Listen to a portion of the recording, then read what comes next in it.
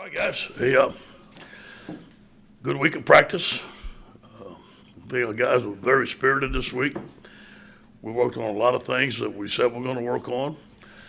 Saturday night's going to be a chance to prove it against a very good football team in a hostile environment. We're going to get up early tomorrow, meet here, practice here, and travel to Kentucky. Have some great meetings there. Have a great day. We should be rested Saturday night, 7:30. Any questions? Hey, good afternoon. Excuse me. I'm curious, I know a lot of talk is sitting around the coordinators this week, but I'm just curious, in your experience as a football coach, does it take time for coordinators to kind of click with players? And so when you hired two first-year guys, did you kind of maybe anticipate some growing pains like maybe that we're seeing now? You know, I think every situation is different. It's on an individual. You know, obviously we've seen Joe Brady coming here with lights out. Now he has some good players. And I think that it's taken a while for us to work out some kinks, to find out our identity and know our personnel, and then get in the game type situation and know what we can and what we can't do. Obviously, there's things that we need to coach better. That's my responsibility. And there's things that we need to play better. But, you know, on the coaching part, we got to handle that. We got to get better. Coach, Ed in New Orleans, I hope this isn't a recruiting violation, but J.T. Curtis is going for his 600th win tomorrow night. Yes. Could you speak about him and what he's meant to the high school game in Louisiana? A tremendous icon. You know, first of all, JT has been a mentor of mine, a friend of mine, a confidant, someone I really, really respect. We have a couple of his coaches here. We talk about him all the time. He was ahead of his game. He played at Arkansas. I thought about that the other day. You know, JT played nose tackle, man, and no wonder his teams are so tough. Manny Michel and I talked about those 4-point stances, and he's not going to change them. And he stuck to what he knows. But you know what? Besides being a great coach, one of the greatest high school coaches ever, he's even a greater person. And it's always fun to go talk to him. It's always fun to have him around here. He will call me every once in a while and ask me maybe about a recruiting rule or something about recruiting. He's always looking to get better. A tremendous man. Hey, Coach, good evening. I got a couple of questions. Both of them are kind of odd in nature. Stingley, the release said that he had a procedure. Did he have a surgery? Or was it, I mean, is it, can you elaborate any on that? No, I can't say. That's, that's the release. We talked to him and his father, and that's the release that we came up with. And he did have a procedure, and that's all I can say. And that's done to protect his future in the NFL, right? Like you don't want to. No, I just know that usually I don't say anything to my players, what got hurt, how they got hurt. We wanted to go ahead and say there was a procedure. That was like a team thing. We all got together and said that, and that's all we're going to say. And then I think I know the answer to this one. You're going to say it's above your pay grade, but 2007 was the last time LSU played in Kentucky. Yeah. 14 years. As a coach who coaches football, I know that scheduling is something that they're talking about, but is that too long to face a team on their turf? I got to say, that's out of my wheelhouse, man. I'm glad we played them this year. You knew I was going to say that. You know, hey, last time I played there, I think it was 2007. So I was at Ole Miss then, and I'm sure the stadium has changed.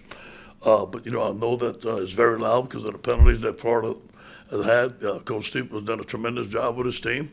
I'm glad we played them. It's going to be a tremendous challenge, but I'm glad we played them. Hey, Coach. Matthew Bruni here from 24/7 Sports. When you look at Kentucky's offense, obviously the run game and just how they stay on schedule as an offense, how important are first downs to what they do as an offense and to not get into those third and long situations? Very critical. I mean, they run the ball so well. They're so efficient.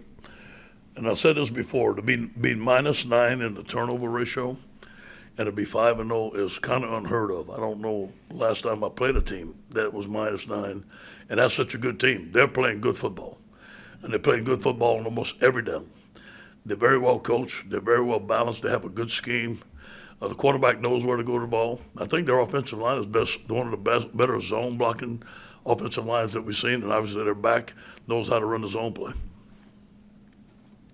And obviously the NCAA came out with that rule change yesterday with the scholarship limits and the initials and that kind of thing. Just what are your thoughts on how that might be advantageous for the staff? First of all, it's a big help. say if you got 25 initial scholarships and you are going to sign 5 transfers or 5 graduate transfers or 5 junior college players, that means you only signed 20 high school players. Or maybe if you don't sign 7, you only signed 18 high school players. Now you can sign your full allotment of high school players, which I think is phenomenal, 25, and get 7 transfers. So I think that adds to our roster with the transfer portal. I think it's a start. Last year with the COVID renewal, saved our roster. Our roster would have been depleted if those guys wouldn't have came back for another year. So I think it's a very good start.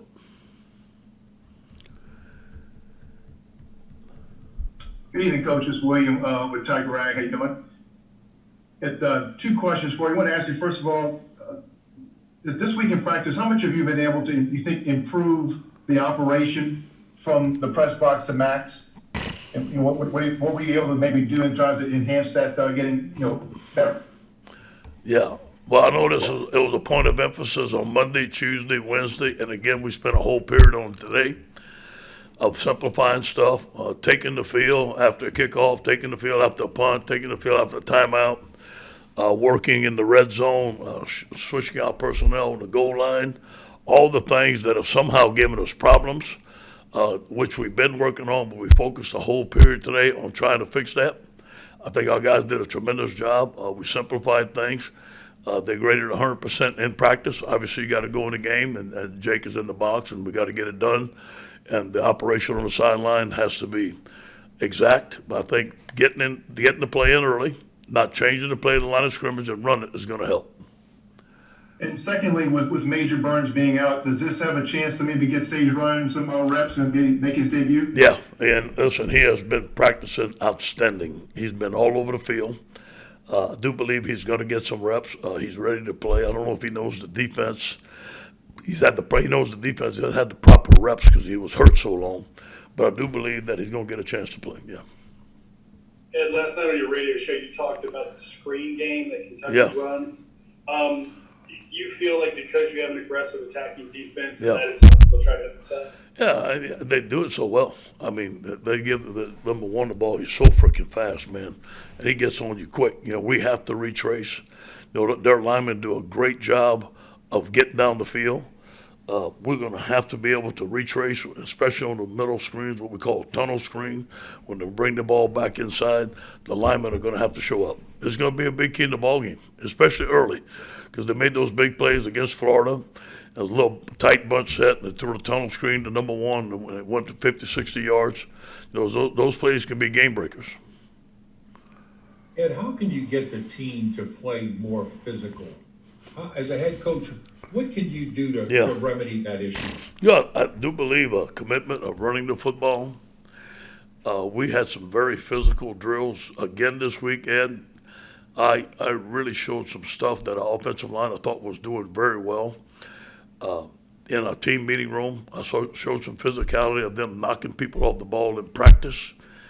We changed a couple of things on offense, a couple of formations that I think that'll help us get more physical. But I think it's also a commitment to running the ball. And, if you can, it's first down and 10, you lose 2 yards. It's second down and 12, you're behind the chains, and everybody gets frustrated. But I do believe that's why we started last week of trying to get some first down passes, not all first down passes, but a mixture of first down passes, and get 2nd and 5 and get manageable downs where we can run the football. If we can do that, I think we can stay committed to running the ball. Hey, Coach, Matthew Bruner here again. You kind of mentioned Kentucky's offensive line. When you look at how they're able to pull guys and get to the second level and get on linebackers quickly, and then just the motion in their offense, how similar are they to UCLA, if at all, and just in how they run the ball and how they execute? Very similar. We call that gap schemes, and they're very similar. They do a good job, and they give you several different formations that can get you out the gap and give you several different motions, and then they pull the other way. It's kind of like eye candy. They may fake a toss sweep, and run a reverse, then fake a reverse and run a toss sweep, then run a counter, and get you guys out of position. So I think it's more or less being in position. Our defensive line getting penetration. Our fits got to be exact. We got to be able to use the right people in our fits. We got to know if we spilling or we squeezing, and we got to attack those blocks. We can't sit at the line of scrimmage and let them win.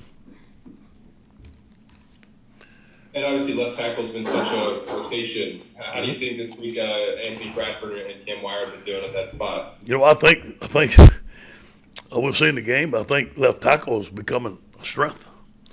I think Anthony Bradford's playing well. Cam Wire is this the first week I think that he's been out of a gold jersey all week. He's had a tremendous practice. So now we got two guys that can play left tackle, which is good. We didn't know who we had to play at left tackle, and now we got two guys that I believe they can go in the game and do very well. And then just Joseph Evans, what's his status right now? Joseph will not be available this game. Thank you, Coach. Thanks, Coach. Thank you, guys. Oh, y'all sure we finished? Go Tigers.